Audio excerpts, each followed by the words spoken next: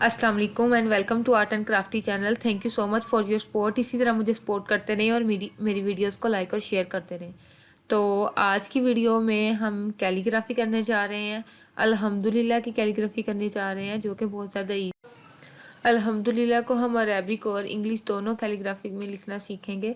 तो इसको डिज़ाइन करने के लिए, क्रिएटिव बनाने के लिए मैंने डिफरेंट कलर्स के डॉट्स यूज़ किए हैं। तो स्टार्ट करते हैं।